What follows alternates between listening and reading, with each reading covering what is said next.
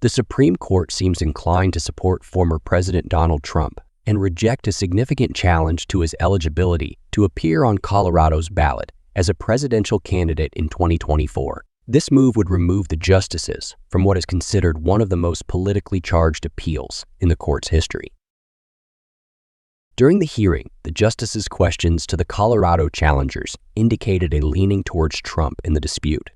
Chief Justice John Roberts, a pivotal figure in the case, suggested that one of Colorado's arguments is in conflict with the essence of the 14th Amendment. Meanwhile, Justice Elena Kagan, a liberal justice who is being closely monitored for signs of a potential compromise ruling, questioned why a single state should have the authority to dictate who appears on the ballot in a national election. The outcome of the Supreme Court's decision extends beyond Colorado, potentially influencing other states with pending litigation seeking to remove Trump from their 2024 ballots. If the court rules in favor of keeping Trump off the ballot before Colorado's March 5 primary, the state has stated that votes cast for him would not be counted. Donald Trump's lawyer Jonathan Mitchell argued to the Supreme Court that even an admitted insurrectionist could not be removed from the ballot, stating it was the role of Congress to determine whether someone should be disqualified. Murray argued the January 6, 2021 attack on the U.S. Capitol was unprecedented and rose to the level of an insurrection. Justice Sonia Sotomayor pointed out during the hearing Thursday that several state-level officials have been barred in the past from holding public office under the 14th Amendment. Justice Samuel Alito questioned whether the consequences of the Colorado Supreme Court's ruling could be quite severe, asking Trump's attorney whether the ruling could effectively decide this question for many other states, perhaps all other states. Chief Justice John Roberts pressed Donald Trump's attorney on whether election officials would be barred from denying a candidate access to the ballot, even if they admitted to being an insurrectionist. Supreme Court Justice Clarence Thomas opened Thursday's hearing by asking Donald Trump's lawyers whether Congress needs to take action before states can enforce the 14th Amendment's insurrectionist ban, a relic of the Civil War that hasn't been touched in more than a century, until the Trump-fueled attack on the U.S. Capitol. Justice Ketanji Brown Jackson, a Biden nominee, noted that the 14th Amendment provision at issue in the case did not include the word president, even though it specifically listed other officials who would be covered, such as members of Congress. That is a central argument Trump's attorneys have raised in the case. Justice Brett Kavanaugh questioned the attorney for the Colorado voters on why former President Donald Trump should be disqualified from the ballot when he has not been convicted of inciting an insurrection. In comments to reporters on Thursday after the conclusion of the Supreme Court hearing, former President Donald Trump claimed that there were no guns. There were no anything at the Capitol on January 6, 2021. It's unfortunate that we have to go through a thing like that. I consider it to be more election interference by the Democrats. That's what they're doing. The good news is we're leading virtually every poll. We're leading I don't even know if we have anymore. I'm not sure that we even have a Republican candidate, somebody running, but not making any impact. So as you know, we won Iowa, we won New Hampshire in records, each one a record. We think we're going to do very well. I'm heading out right now to Nevada for the caucus and the caucuses, and I think we're going to do very well there. All polls indicate we're in the 90s, maybe more than the 90s. We certainly did well in a primary that didn't matter, where they voted very nicely, and we have tremendous support from the people of our country. They hate what's happening at the border. They hate what's happening just generally. We're not a respected country anymore. We're laughed at all over the world. They're laughing at us. And they hate what's happening. They hate seeing it. They love our country. They want it to come back. And we're going to do that. If you think about it, had the results of the election been different, that would be nice. You wouldn't have the Ukrainian situation with Russia. You would not have had an attack on Israel, which was so horrible. You would not have had inflation. You wouldn't have China talking about Taiwan. You wouldn't have any of the problems that we have today. And you certainly had a broke Iran, and now you have a very rich Iran. Iran was broke when I left. They had no money to give to Hamas. They had no money to give to Hezbollah. And now they have $200 billion Plus, as you probably know, people don't like to admit it, they certainly control Iraq. And Iraq has another 300 million. So they have a very rich group of countries. And as you know, Iraq should have never happened. That was a balance against Iran, and we blew out the balance, and now Iran has essentially Iraq. And Iraq doesn't like saying that, but that's the way it is. And, it's a shame. The world is in tremendous danger. We're in danger of possibly a World War III. And we have a man who's absolutely the worst president in the history of our country. He can't put two sentences together. He's not going to be able to negotiate with Putin or Xi or Kim Jong-un, North Korea. Not going to be able to negotiate with anybody. All he knows how to do is drop bombs all over the place, meaningless bombs, except they kill a lot of people. It costs a lot of money. Every time you see a bomb, it's another $1 million, and it actually sets us back. We have peace through strength.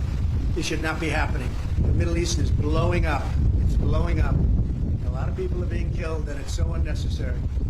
So I just say that in watching the Supreme Court today, I thought it's a very beautiful process. I hope that democracy in this country will continue, because right now we have a very, very tough situation with all of the radical left ideas, with the weaponization of politics. They weaponize it like it's never been weaponized before. It's totally illegal, but they do it anyway, and it has to stop. Every one of the court cases that I'm involved, every single one, civil, whether it's the attorney generals or the district attorneys. You look at Fani in Georgia. They had many meetings with the White House and with the DOJ. They went there, 8-hour meetings. That was all staged. That was a phony hoax. And now you look at it, and it is a phony hoax. And hopefully that case will be dismissed in short order. It's a disgrace to this country. But they work together with the Justice Department and the White House, and not supposed to do that. Every one of these cases you see comes out of the White House. It comes out of Biden. It's election interference, and it's really very sad. I thought the presentation today was a very good one. I think it was well received. I hope it was well received. You have millions of people that are out there wanting to vote, and they happen to want to vote for me or the Republican Party or whatever you want to, however you want to phrase it. But I'm the one running, and we are leading in every poll. We're leading in the local polls, the state polls, and we're leading in the swing state polls, and we're leading very big in the national polls. So it's been a very great honor. We love the country. I think the reason we have such big leads, frankly, is that they loved 4 years of us compared to the 3 years plus the 3 years that they've gone with Biden, where you have open borders, you have crime. Nobody's ever seen crime like this. What's happening? And now the crime is being committed, much of it by the migrants that have come in illegally to our country. I was wondering about that. I said, you know, a lot of these people come out of jails, they come out of mental institutions, they come out of places that you don't want to know about. We don't even know where they come from. We don't know who they are, where they are.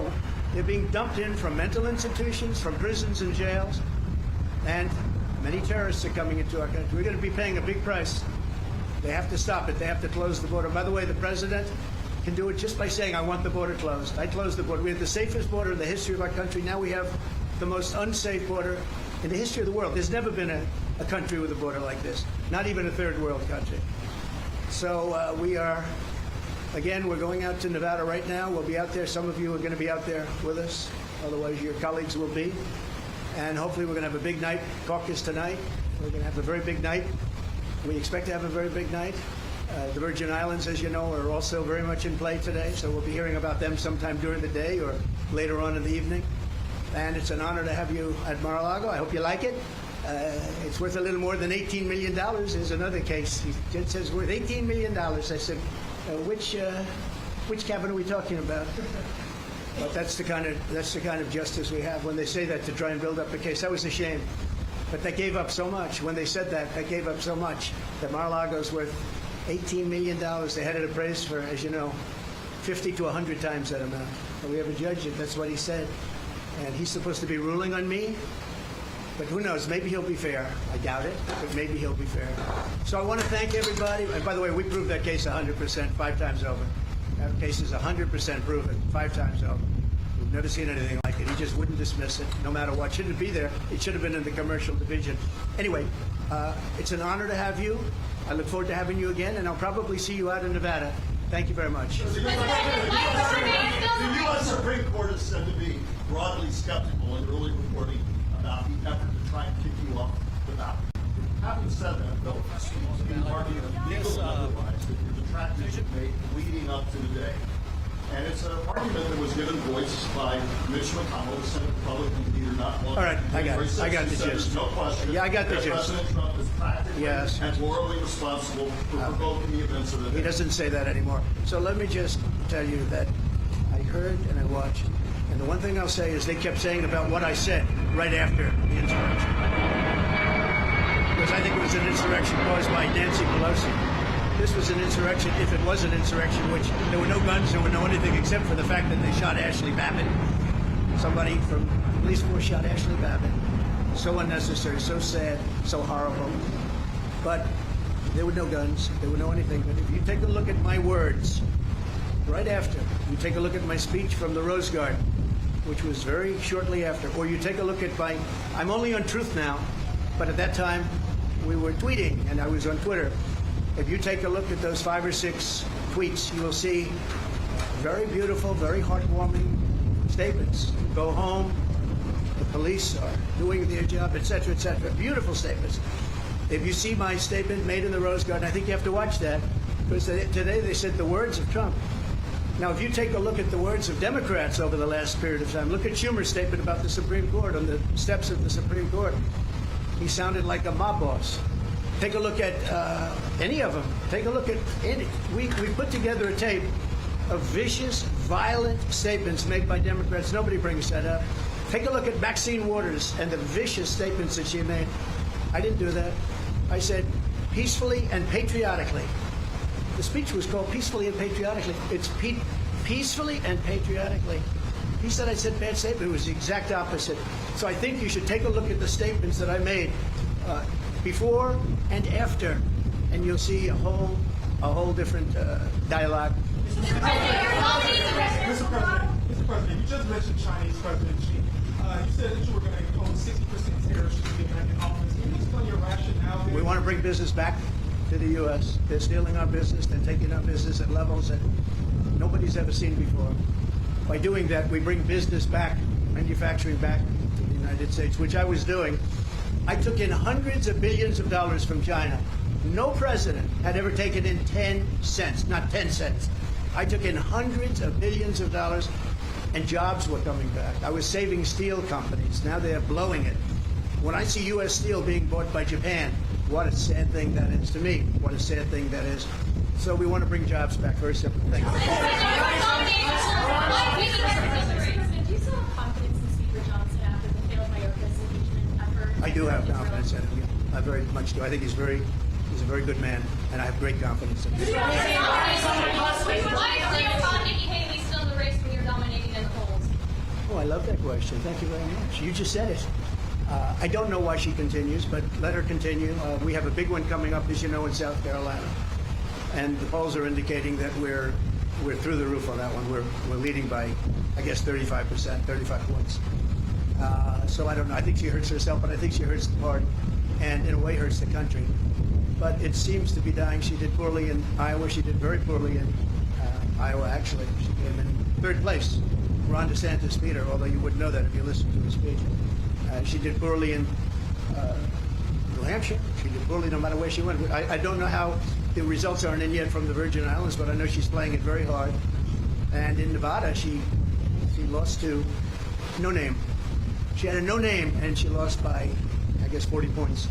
So I don't know why she continues, but she's I don't really care if she continues. I think it's bad for the party. I think it's actually bad for her.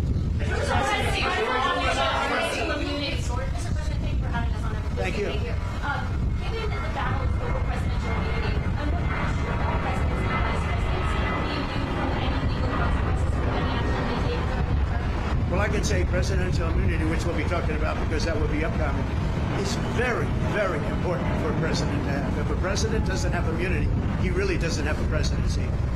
He can be told to do things that he would never do.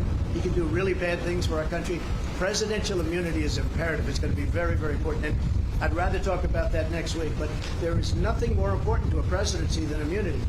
because they have to be free to make decisions without saying, oh, if I do this or if I do that, as soon as I get out of office, we're going to be indicted, we're going to have trouble. And the other party will do that. I think we've seen that. They do that. There's some very bad people. And you have an opposition party, and they will do things that are very bad. If you don't have immunity, you can be blackmailed. You can be, as a president, they'll say, if you don't do this, this, or this, we're going to indict you as soon as you leave office. You cannot allow a president to be out there without immunity. They don't have immunity. You don't have a presidency.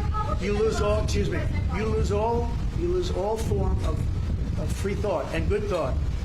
And you probably weaken the presidency to a point that it was never supposed to be weakened. It would be a very bad thing for our country. We'll be talking about immunity in the coming weeks. How confident are you that you choose today by the Supreme Court justice?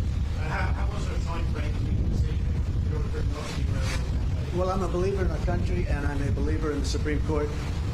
I listened today, and I thought our arguments were very, very strong. An argument that is very important is the fact that you're leading in every race, you're leading in every state, you're leading in the country against both Republican and Democrat, and Biden. You're leading in the country by a lot, and can you take the person that's leading everywhere and say, hey, we're not going to let you run? You know, I think that's pretty tough to do, but I'm leaving it up to the Supreme Court. Thank you all very much. Enjoy it. Thank you.